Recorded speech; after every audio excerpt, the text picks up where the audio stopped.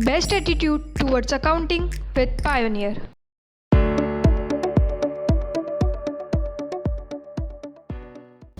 आनंद मंगल। चल, आज का अपना टॉपिक है डेप्रिसिएशन। ठीक है, स्टार्ट करते हैं। What do you mean by depreciation? Depreciation किसको कहते हैं? Depreciation mean fall in the value of fix assets. तो हम कोई भी फिक्स एसेट्स, कोई भी प्रॉपर्टी यूज करते हैं तो ईयर टू ईयर उसकी वैल्यू कम होती जाती है, और वो जो उसकी वैल्यू कम हो रही है उस कमी को ही हम डेप्रिसिएशन बोलते हैं। बराबर है। अब बात यह आती है कि उसकी वैल्यू कम क्यों हो रही है। तो सबसे पहला मेन मेजर फैक्टर है वियर एंड टियर। हम जब कोई प्रॉपर्टी यूज कर रहे हैं तो उसके पार्ट्स, उसके एलिमेंट्स डेप्रिसिएट होते जा रहे हैं, घिसाते जा रहे हैं। तो डेफिनेटली उसके पार्ट्स, एलिमेंट्स डेप्रिसिएट होते जा रहे हैं तो उसकी वैल्यू कम होती है, और जो कमी आ रही है उसी को अपन डेप्रिसिएशन बोलते हैं। कभी कभी कई बार ऐसा होता है कि मैंने कोई प्रॉपर्टी परचेज करी थी, पूरे साल लगभग मैंने उसको ना के बराबर यूज करा, यूज ही नहीं के बराबर करा है, तो क्या फिर भी उसकी वैल्यू आफ्टर 1 ईयर 1 लाख रहेगी? तो नहीं, एक साल निकल गया, एक साल बीत गया, एक साल पूरा नहीं हो गई। तो दूसरा मेजर फैक्टर होता है अपना टाइम।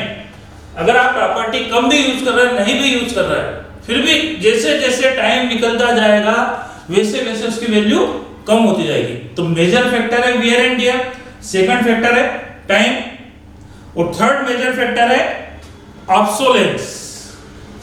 नई नई टेक्नोलॉजी की नई प्रॉपर्टी, नई एसेट्स मार्केट में आती जाती है, तो वो पुरानी प्रॉपर्टी, पुरानी टेक्नोलॉजी की प्रॉपर्टी मार्केट से आउटडेटेड होती जाती है, उसकी वैल्यू कम होती जाती है। तो मेजर रीजन जो है डेप्रिसिएशन के, एसेट्स की वैल्यू कम होने के, वो 3 है। Number 1 wear and tier, number 2 time, और नंबर 3 ऑब्सोलेंस। कुछ छोटे मोटे फैक्टर और भी कंसीडर किए जा सकते हैं, जैसे फ्लक्चुएशन, मार्केट में रेट अप डाउन होते रहते हैं। अगला फैक्टर हो सकता है एक्सीडेंट। हम प्रॉपर्टी को यूज करते जाते हैं तो प्रॉपर्टी कहीं ना कहीं एक्सीडेंट में डैमेज होती जाती है, तो भी उसकी वैल्यू कम होती जाती है। पर वो जो अदर फैक्टर्स है वो इतने इंपॉर्टेंट नहीं है। मेजर 3 फैक्टर है wear and tear, time and obsolescence. यहां तक क्लियर हो गई? तो हम जैसे जैसे प्रॉपर्टी को यूज करते हैं, टाइम निकलता जाता है, नई मार्केट में एसेट्स आती जाती है, तो पुरानी एसेट्स की वैल्यू ऑटोमेटिकली कम होती जाती है, और उस कमी को ही हम बोलते हैं डेप्रिसिएशन। तो मेरा फिर से आपसे यही क्वेश्चन है कि डेप्रिसिएशन काहे पे लगता है? तो depreciation is charge on fix assets. इसका मतलब ये बात कंफर्म हो गई कि करंट एसेट्स पे डेप्रिसिएशन चार्ज नहीं करते हैं। करंट एसेट पे डेप्रिसिएशन चार्ज नहीं करते हैं, केवल फिक्स एसेट्स पे ही करते हैं। बराबर है? अब फिक्स एसेट्स पे डेप्रिसिएशन चार्ज करते हैं तो डेप्रिसिएशन का अमाउंट कैसे डिसाइड होगा? सबसे मेजर पॉइंट अपने सामने आता है, क्या डेप्रिसिएशन कितनी वैल्यू कम हो रही है। सपोज करो फॉर एन एग्जांपल, एक एसेट्स परचेज करी, उसकी कास्ट प्राइस है 1 लाख, तो कास्ट तो कोई 1 लाख एक्चुअल प्राइस है।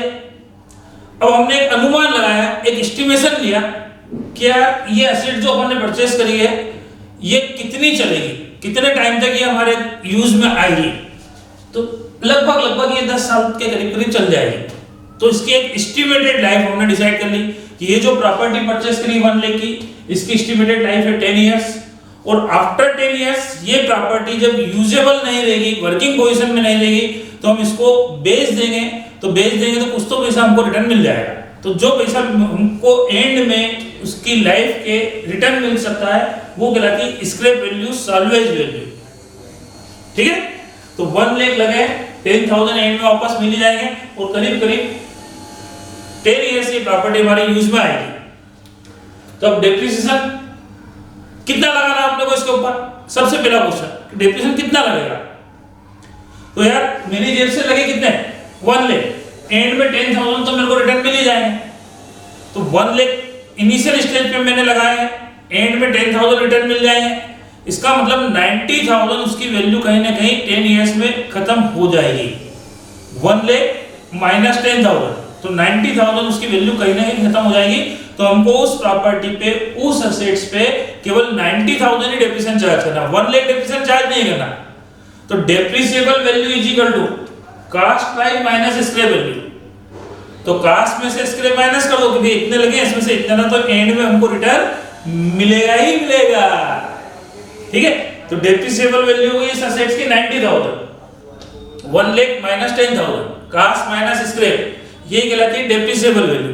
हमको 90,000 ही डेप्रिसिएशन चार्ज करना है, 1 लाख डेप्रिसिएशन चार्ज नहीं करना है, बराबर है ना।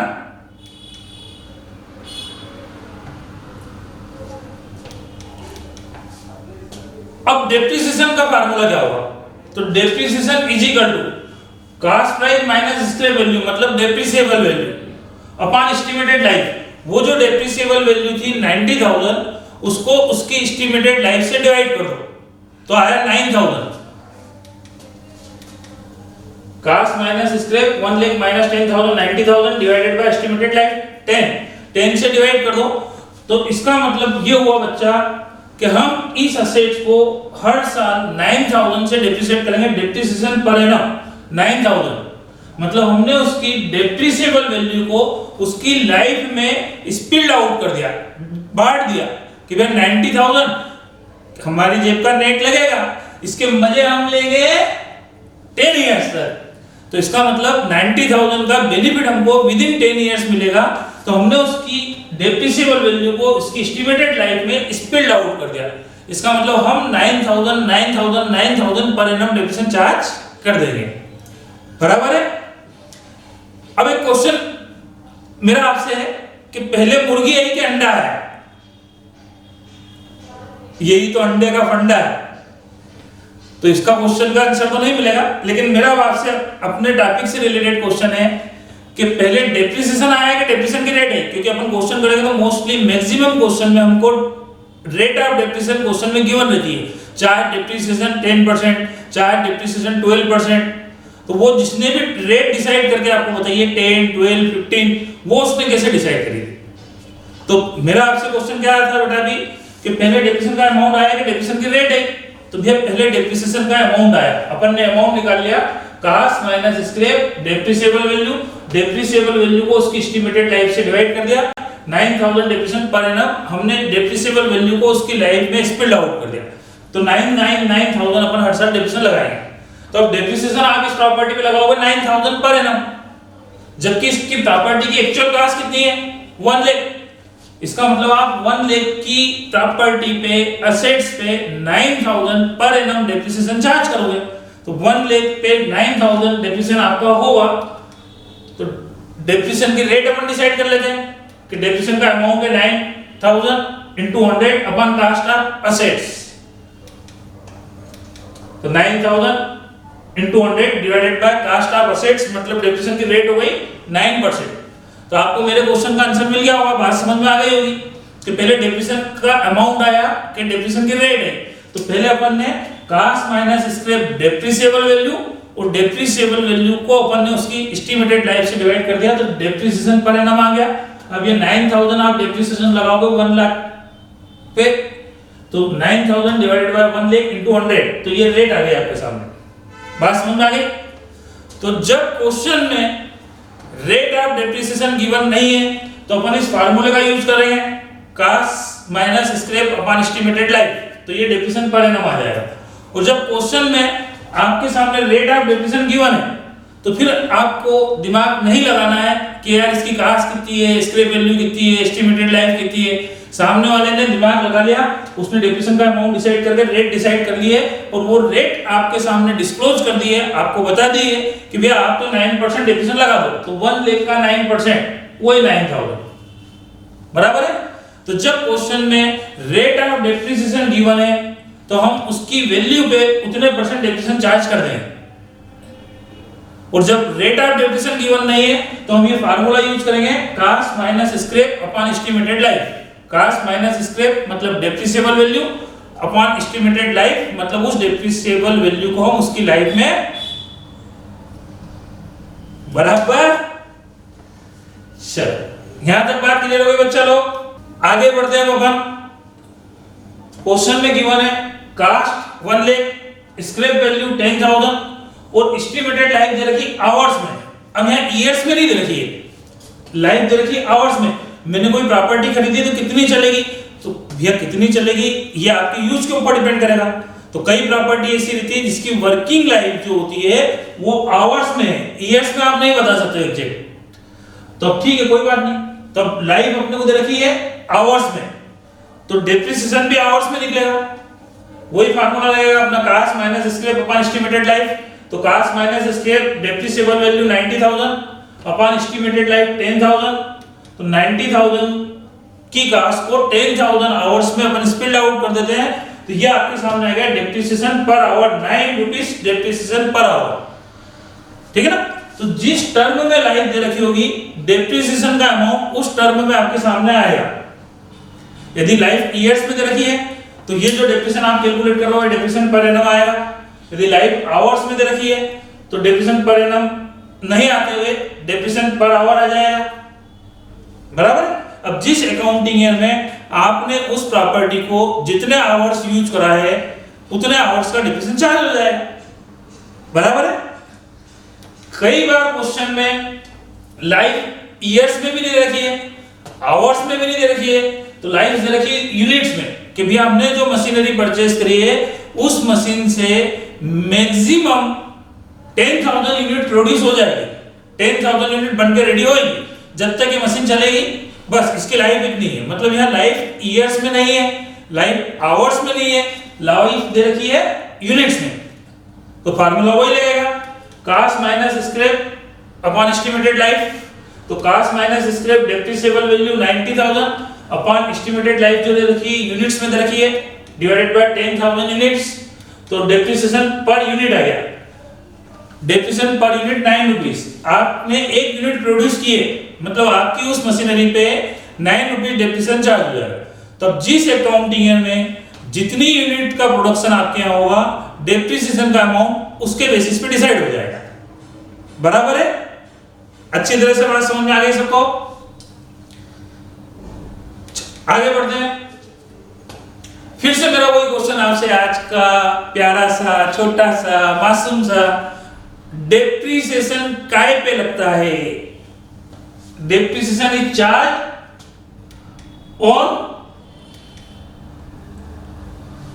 Fix assets. बराबर। इसका मतलब करंट एसेट पे नहीं लगता है। बराबर है ना। तो क्या सारी फिक्स एसेट्स पे, सभी फिक्स एसेट्स पे डेप्रिसिएशन लगता है?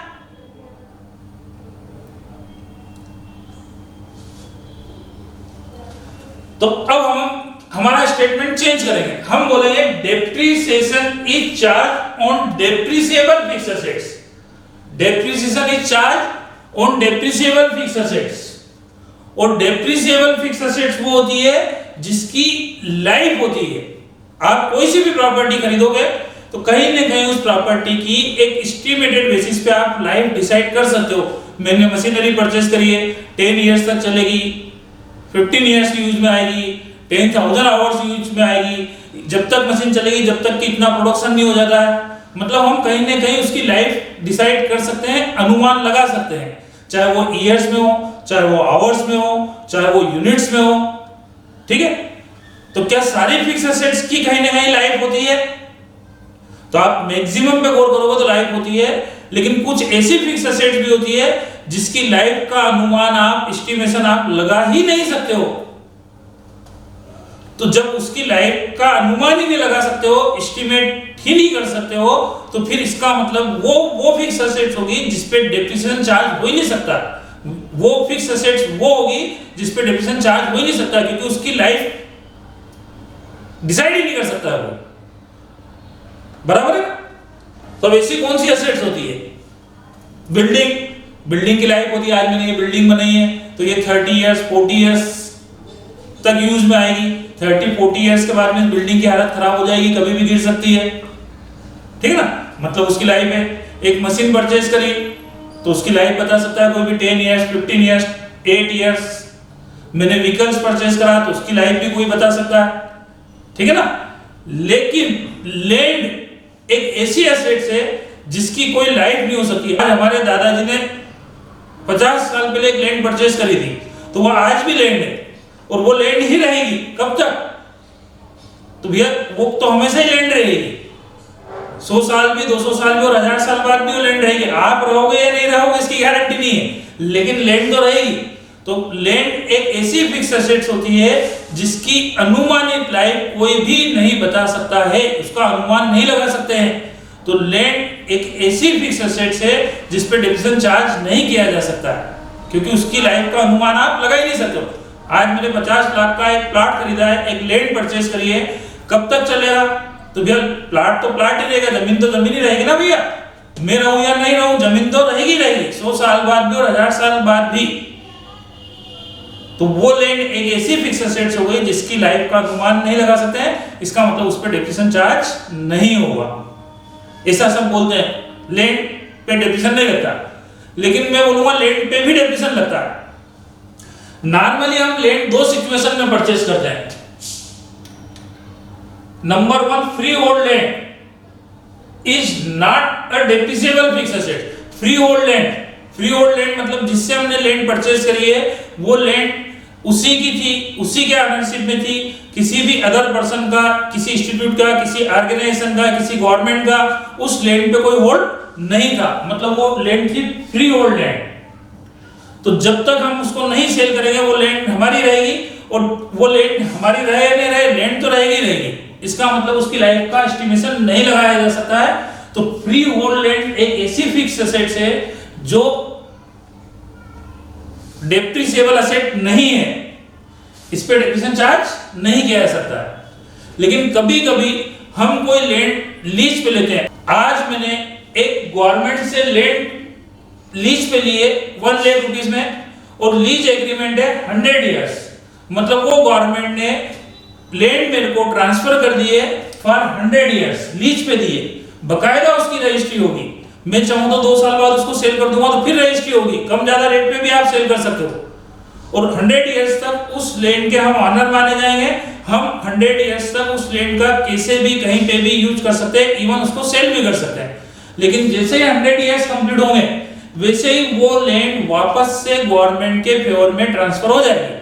इसका मतलब यहाँ पे आपने जो लैंड परचेज करी है, लीज एग्रीमेंट जो आपका है वो आपका 100 इयर्स के लिए, वो लैंड आपके ऑनरशिप में केवल 100 इयर्स तक ही रहेगी।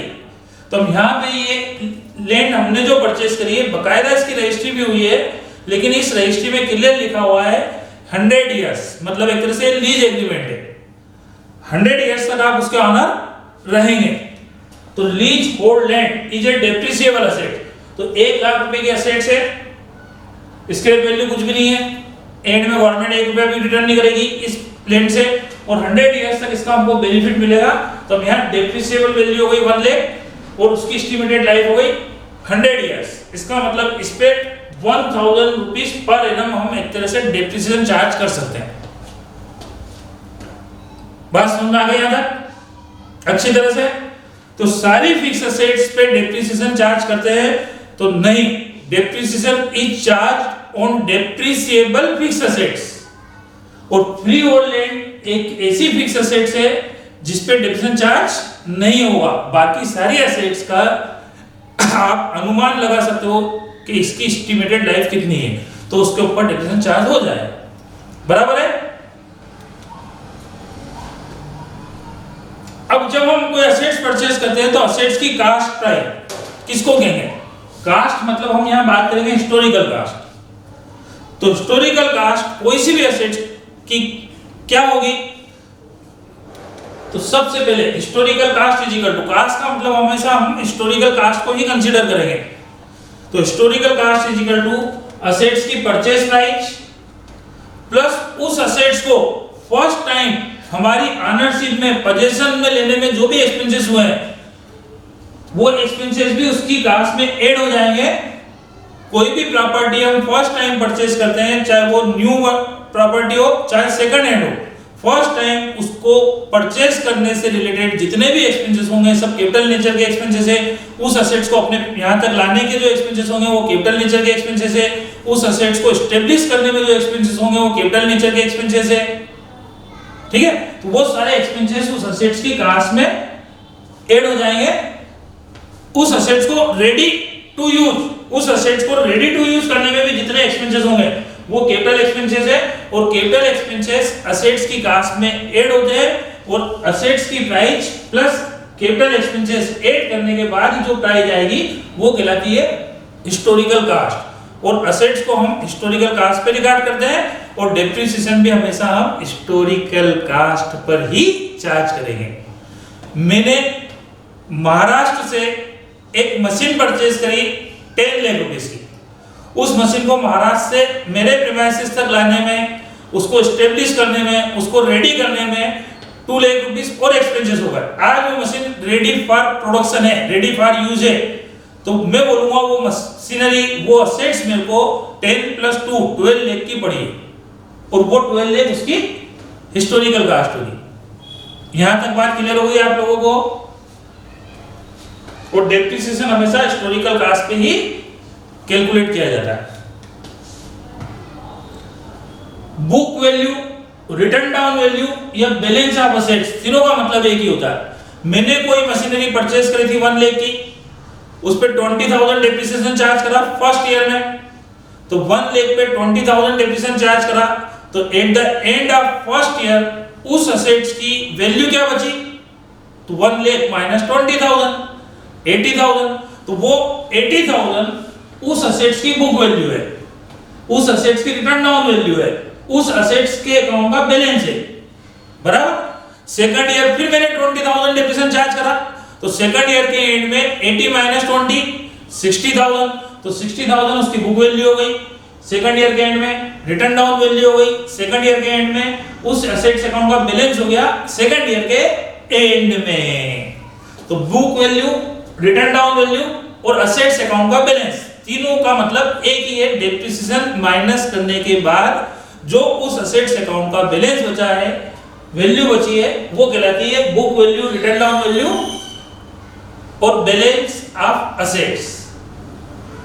हिस्टोरिकल कास्ट माइनस डेप्रिसिएशन, उस डेट तक का डेप्रिसिएशन माइनस कर देंगे, तो उस डेट पे जो उसकी जो वैल्यू बचेगी। Is it clear? डेप्रिसिएशन क्यों चार्ज करते हैं? Why providing depreciation? कर देते हैं, सब बोलते हैं हम भी कर देते हैं। तो हम प्रॉपर्टी को यूज करते हैं, तो प्रॉपर्टी की वैल्यू कम होती जाती है, तो कम होती जाती है मतलब उसकी वैल्यू कम हो रही है, मतलब हमको लॉस हो रहा है। तो वो डेप्रिसिएशन का अमाउंट ईयर एंडिंग में हम P&L अकाउंट में ट्रांसफर करते हैं, तो उस ईयर का एक्चुअल प्रॉफिट हमारे सामने क्लियर हो जाता है, टू डिटरमाइन करेक्ट प्रॉफिट। और अब 1 लाख की मशीनरी 20,000 डेप्रिसिएशन माइनस करने के बाद बुक वैल्यू बची 80,000, तो यदि मैं 80,000 मेरी फाइनेंशियल पोजीशन में, बैलेंस शीट में, पोजीशन स्टेटमेंट में रिकॉर्ड करूंगा, तो मेरी पोजीशन भी करेक्ट आएगी, ठीक है। तो to determine correct profit and to show true and fair financial position, हमारा करेक्ट प्रॉफिट और हमारी करेक्ट फाइनेंशियल पोजीशन के लिए हम असेट्स पे डेप्रिसिएशन चार्ज करते हैं, ठीक है।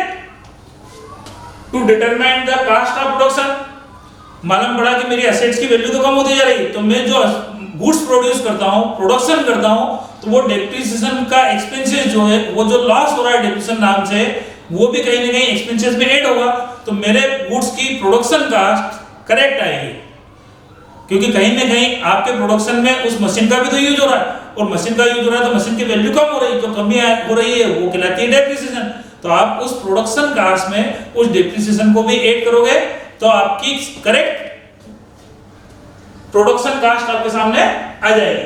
To determine the cost of production, correct cost of production. To comply with legal provisions, legally भी ये कंपलसरी है कि भी आप असेट्स को यूज कर रहे हो तो उसकी वैल्यू कम होती जाती है, तो आपको डेप्रिसिएशन चार्ज करना चाहिए। तो लीगल रूल्स को फॉलो करने के लिए भी हम डेप्रिसिएशन चार्ज करते हैं।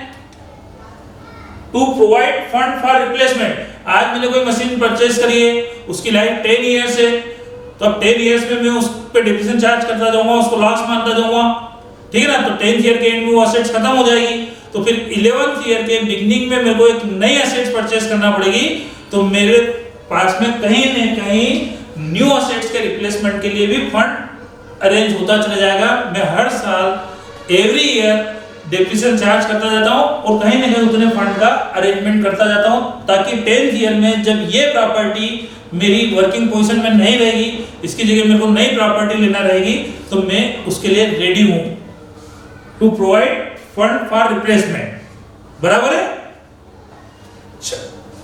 करेक्ट? समझ में आ गया सबको?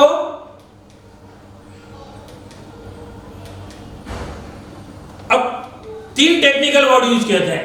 डेप्रिसिएशन काय पे चार्ज करते हैं? तो depreciation is charge on depreciable fix asset. जितने भी फिक्स एसेट्स है, अगर वो डेप्रिसिएबल फिक्स एसेट्स है तो उन पे डेप्रिसिएशन चार्ज किया जाएगा। लेकिन डेप्रिसिएशन की अकाउंटिंग एंट्री सभी एसेट्स के केस में सेम होती है। एंट्री में, अकाउंटिंग में, कैलकुलेशन में कोई अंतर नहीं है, खाली अलग अलग नाम से, टर्म अलग अलग है। हम डेप्रिसिएशन के लिए नॉर्मली 3 वर्ड यूज करते हैं: डेप्रिसिएशन, अमोर्टाइजेशन और depletion. Depreciation, amortisation and depletion. Tangible fixed assets, tangible fixed asset जितनी भी होती है, building, machine, furniture, equipment, vehicles, ये सब टेंजिबल फिक्स एसेट्स है। हर साल इनकी वैल्यू कम होती है तो इन पर डेप्रिसिएशन चार्ज करेंगे और बोलेंगे भी डेप्रिसिएशन। अकाउंटिंग और कैलकुलेशन में कोई अंतर नहीं है, खाली टर्म अलग अलग है, एंट्रियां सेम होती है तीनों के केस में। तो टेंजिबल फिक्स एसेट्स की जो वैल्यू कम होती है, जो उसकी वैल्यू में कमी आती है, हम उसको बोलते हैं depreciation. Intangible fix assets, patent, copyright, trademark, licence, goodwill, तो इंटेंजिबल फिक्स एसेट्स के लिए हम टर्म यूज करेंगे अमोर्टाइजेशन, कि उस इंटेंजिबल फिक्स एसेट्स को हम राइट ऑफ कर रहे हैं।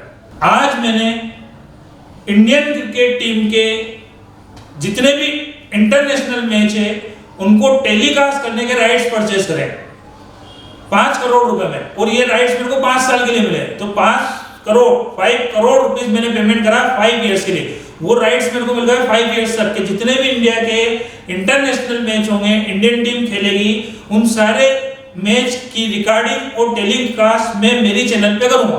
तो वो जो राइट्स मेरे को मिले वो मेरी इंटेंजिबल फिक्स एसेट्स है। अब 5 करोड़ फॉर 5 इयर्स, मतलब मैं हर साल उसको अमोर्टाइज करता जाऊंगा, राइट ऑफ करता जाऊंगा, 1 करोड़ 1 करोड़ 1 करोड़ 1 करोड़। ये 5 करोड़ का बेनिफिट मेरे को 5 अकाउंटिंग ईयर्स में मिलेगा, मतलब मैं हर साल उस पर डेप्रिसिएशन लगाऊंगा 1-1 करोड़ रुपए। तो यहाँ उसको हम डेप्रिसिएशन ना बोलते हुए अकाउंटिंग एंट्री सेम होगी, कैलकुलेशन सेम होगा, तो 5 crore divided by 5, 1 crore per annum, तो उसके लिए टेक्निकल वर्ड यूज की गई है अमोर्टाइजेशन। तो टेंजिबल फिक्स एसेट्स के लिए डेप्रिसिएशन, इंटेंजिबल फिक्स एसेट्स के लिए अमोर्टाइजेशन।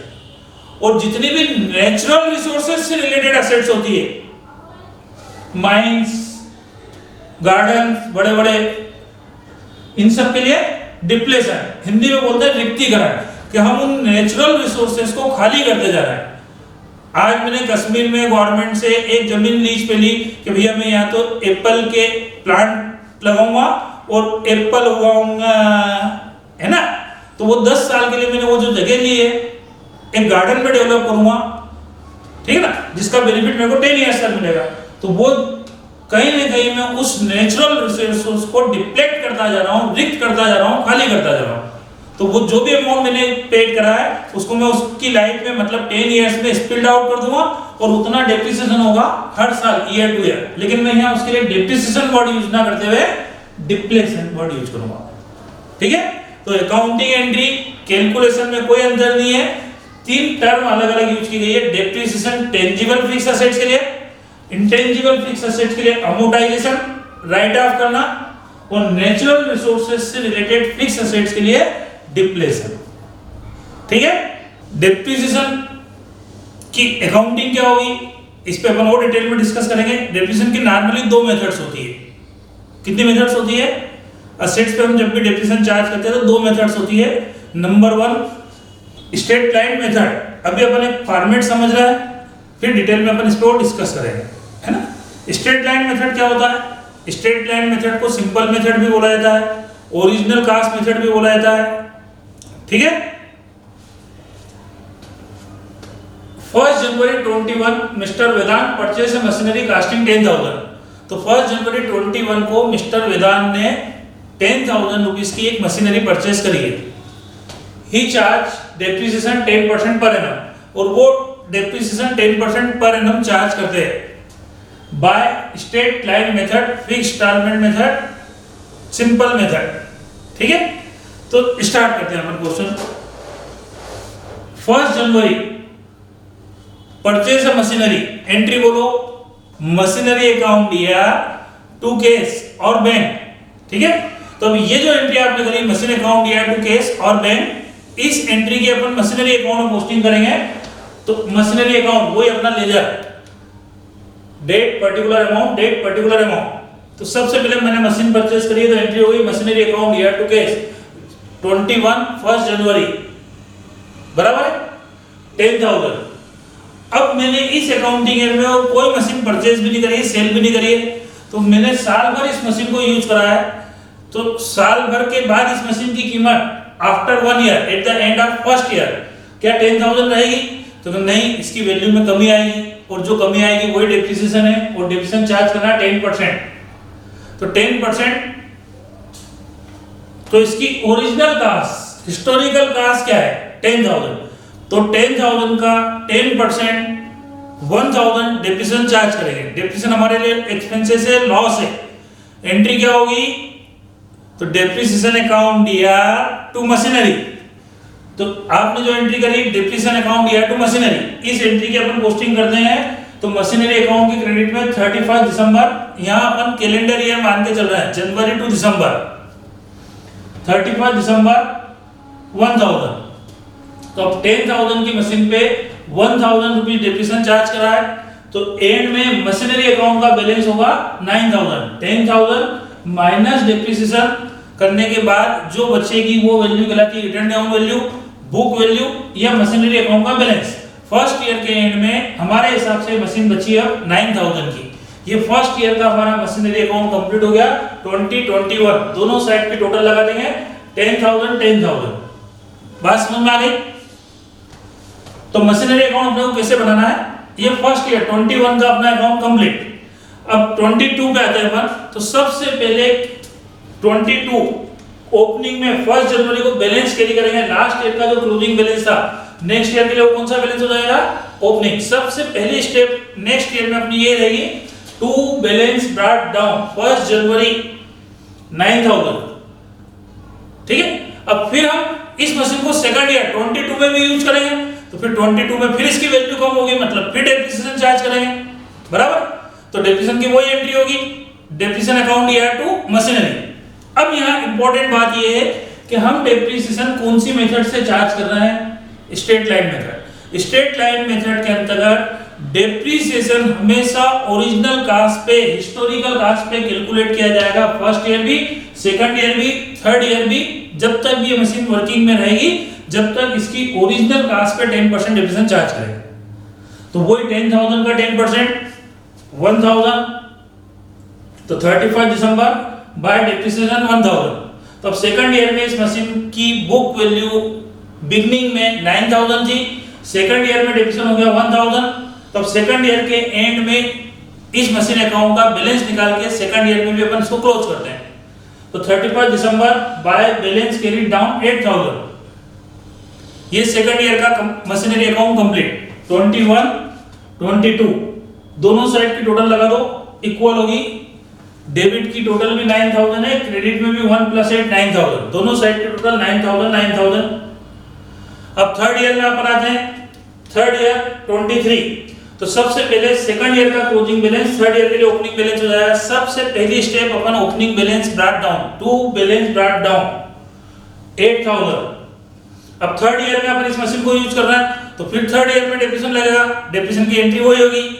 कुल मिला के इस चैप्टर में 5-6 एंट्रियां होती है। 5-6 एंट्री में तो चैप्टर ही खत्म हो जाता है, ठीक है ना। तो डेप्रिसिएशन की एंट्री हर साल वही होगी, depreciation account year to machinery. तो मशीनरी अकाउंट के क्रेडिट में 31 दिसंबर बाय डेप्रिसिएशन 1,000। तो डेप्रिसिएशन ओरिजिनल कास्ट पे लगेगा। फिक्स इंस्टॉलमेंट मेथड में डेप्रिसिएशन हमेशा उसकी हिस्टोरिकल कास्ट, ओरिजिनल कास्ट पे कैलकुलेट होता है। फर्स्ट ईयर भी, सेकंड ईयर भी, थर्ड ईयर भी। तो अब थर्ड ईयर के एंड में इसकी वैल्यू बचेगी 8 - 1, 7,000। थर्ड ईयर के एंड में इस मशीनरी अकाउंट का बैलेंस निकलेगा 7,000। थर्ड ईयर का बैलेंस ऐसे ही फोर्थ ईयर के लिए ओपनिंग बैलेंस होता है। बात क्लियर हो गई? तो ये मशीनरी अकाउंट इस चैप्टर में अपने को इसी बातें करना है। यहाँ पे अपने मशीनरी अकाउंट बनाया है, मशीनरी पे डेप्रिसिएशन चार्ज करा है। डेप्रिसिएशन की मेथड है रेट 10% और मेथड अप्रोच चार्ज करना है fix installment method, straight line method. और स्ट्रेट लाइन मेथड में डेप्रिसिएशन हमेशा हमेशा हमेशा उसकी ओरिजिनल कास्ट पे कैलकुलेट करते हैं फर्स्ट टू लास्ट ईयर। तो 3 इयर्स का मशीनरी अकाउंट बनाना तो बना दिया 21, 22, 23। बात सबको क्लियर हो गई यहां तक? सेकंड मेथड होती है बेटा diminishing balancing method, reducing method, balancing method के नाम से इसको जाना जाता है। Diminishing balancing method, reducing method, balancing method. Machinery account start करते हैं। एंट्री वही होगी, अकाउंटिंग वैसे होगी, अकाउंट वैसे ही बनेगा, केवल डेप्रिसिएशन के अमाउंट में डिफरेंस आ जाएगा। ठीक है ना? कोई सी भी मेथड से आप डेप्रिसिएशन चार्ज करो, डेप्रिसिएशन का कैलकुलेशन अमाउंट अलग अलग हो सकता है, अकाउंटिंग सेम होगी। तो सबसे पहले 1 जनवरी 21 को एक मशीन परचेस करी तो मशीनरी अकाउंट या 2 केस और बैंक, तो मशीनरी अकाउंट में 2 केस और बैंक 1 जनवरी। अब इस साल हम इस मशीन को यूज करेंगे तो इस पे डेप्रिसिएशन चार्ज करना 10% रिड्यूसिंग बैलेंसिंग मेथड से। तो वही 10,000 का 10% 1,000 31 दिसंबर को डेप्रिसिएशन चार्ज कर रहे हैं। तो 1 जनवरी को मशीन परचेस करी थी, साल भर यूज करा, तो साल के एंड में जो मशीन आपके पास अवेलेबल है उस पे डेप्रिसिएशन चार्ज करना और उसका बैलेंस निकालना है। तो डेप्रिसिएशन हो गया 1,000, डेप्रिसिएशन की एंट्री वही हो गई अपनी depreciation account year to machinery. तो मशीनरी अकाउंट के क्रेडिट में बाय डेप्रिसिएशन 1,000। अब फर्स्ट ईयर के एंड में 31 दिसंबर 21 को मशीन का बैलेंस होगा 10 - 1 9,000। तो दोनों ही मेथड में very first year depreciation original cost पे निकलेगा और फिक्स इंस्टॉलमेंट मेथड में सेकंड ईयर भी, थर्ड ईयर भी, फोर्थ ईयर भी ओरिजिनल कास्ट पे कैलकुलेट करते हैं। लेकिन डिमिनिशिंग बैलेंसिंग मेथड में बताता हूं मैं आगे। तो ये फर्स्ट ईयर का अपना अकाउंट कंप्लीट हो गया, दोनों साइड की टोटल 10,000। सेकंड ईयर 22, सबसे पहले 1 जनवरी 22 को बैलेंस उतारेंगे, टू बैलेंस ब्रॉट डाउन। 1 जनवरी 22 टू बैलेंस ब्रॉट डाउन। अब सेकंड ईयर फिर इस मशीन को अपन ने 22 में यूज करा है, तो 31 दिसंबर 22 को हम इस पे फिर डेप्रिसिएशन चार्ज करेंगे। और हमारी डेप्रिसिएशन की मेथड कौन सी है? Reducing balancing method, diminishing balancing method. और reducing balancing method, diminishing balancing method में डेप्रिसिएशन हमेशा बैलेंस पे कैलकुलेट होगा। काय पे कैलकुलेट होगा? बैलेंस पे।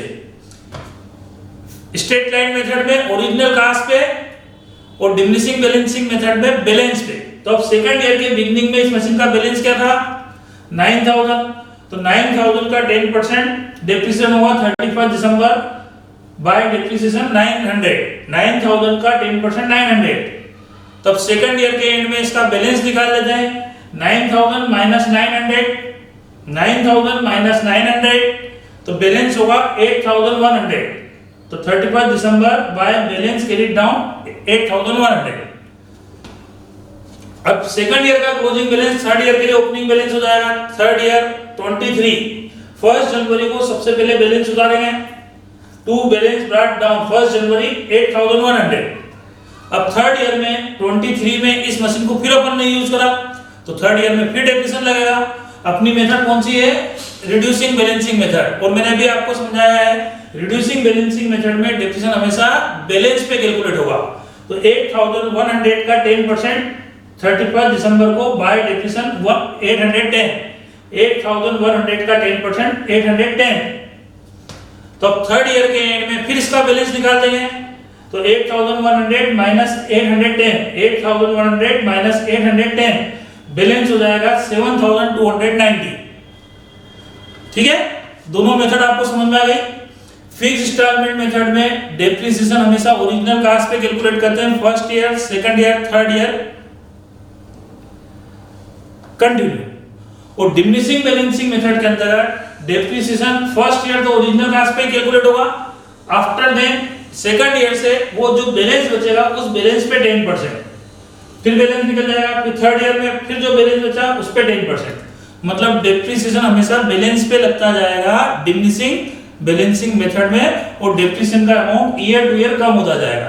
फिक्स इंस्टॉलमेंट मेथड में फर्स्ट ईयर भी 1000 था, सेकंड ईयर भी 1000 था, थर्ड ईयर भी 1000 था। लेकिन डिमिनिशिंग बैलेंसिंग मेथड में डेप्रिसिएशन फर्स्ट ईयर 1000 है, सेकंड ईयर 900 है, थर्ड ईयर 810 है। मतलब हर साल जो बैलेंस बचता जा रहा है उस बैलेंस पे हम डेप्रिसिएशन कैलकुलेट कर रहे हैं। दोनों मेथड आपको अच्छी तरह से समझ में आ गई, ठीक है। अब अपन इस पे और आगे डिस्कस करते हैं। Straight line method, fix installment method, original cost method. Straight line method पहली मेथड अपन ने देखी, जिसको स्ट्रेट लाइन मेथड भी बोला जा सकता है, फिक्स इंस्टॉलमेंट मेथड भी बोला जा सकता है, ओरिजिनल कॉस्ट मेथड भी बोला जा सकता है, ठीक है। Depreciation is computed on the original cost of assets year to year। तो अभी अपन ने बात करी, मैंने आपको एक्सप्लेन करा है, फिक्स इंस्टॉलमेंट मेथड में डेप्रिसिएशन असेट्स की ओरिजिनल कॉस्ट पे कैलकुलेट करेंगे year to year, first year भी, सेकंड ईयर भी, थर्ड ईयर भी। The amount of depreciation is same for every year. तो फिक्स इंस्टॉलमेंट मेथड में, स्ट्रेट लाइन मेथड के अंतर्गत डेप्रिसिएशन का amount year to year same रहेगा, ठीक है। The value of assets will be nil at the end of its life. Straight line method के अंतर्गत एक समय असेट्स की वैल्यू जाके नील हो जाती है, डेप्रिसिएबल वैल्यू नील होती है, क्योंकि 1 लाख की अगर आपने असेट्स परचेज करी थी, 10,000 उसकी स्क्रैप वैल्यू है, तो 10,000 तो आपको एंड में मिलना ही है। इसका मतलब उसकी डेप्रिसिएबल वैल्यू हो गई 90,000। तो आप 90,000 उस पे डेप्रिसिएशन लगाओगे तो एक समय बाद में 90,000 तक डेप्रिसिएशन लग चुका होगा, तो डेप्रिसिएबल वैल्यू नील हो जाएगी, बराबर है। एंड में बचेगी स्क्रैप वैल्यू, बेच देंगे, वो पैसे आ जाएंगे। Next point, the assets is purchased और सोल्ड ड्यूरिंग द ईयर। यदि किसी अकाउंटिंग ईयर के बीच में हम कोई असेट्स परचेज या सेल करते हैं, तो फिर उस असेट्स पे depreciation is charge for the part of the year of assets use. जितने टाइम उस असेट्स को यूज करा है उतने टाइम का डेप्रिसिएशन लगेगा। जैसे अभी मैंने जो एग्जांपल दिया था उसमें बिगनिंग में ही परचेज कर लिया था। सपोज करो आपने कोई असेट्स 1 जुलाई को परचेज करी है और ईयर एंडिंग 31 दिसंबर को हो रही है, तो भैया हमने इस अकाउंटिंग ईयर में ये असेट जुलाई में परचेज करी है और ईयर एंडिंग हो रही है 31 दिसंबर को, मतलब इस असेट्स को इस अकाउंटिंग ईयर में हमने 6 मंथ यूज करा है, जुलाई, अगस्त, सितंबर, अक्टूबर, नवंबर एंड दिसंबर। तो जुलाई टू दिसंबर 6 मंथ का इंटरेस्ट लगेगा। तो कोई भी प्रॉपर्टी यदि किसी अकाउंटिंग ईयर में हम परचेज या सेल करते हैं तो उस प्रॉपर्टी पे उतने टाइम का ही डेप्रिसिएशन चार्ज किया जाएगा जितने टाइम हमने उस प्रॉपर्टी को यूज किया है, ठीक है। This method is suitable for those assets which life is less. ये फिक्स इंस्टॉलमेंट मेथड उन असेट्स के लिए सुटेबल है जिनकी लाइफ कम होती है।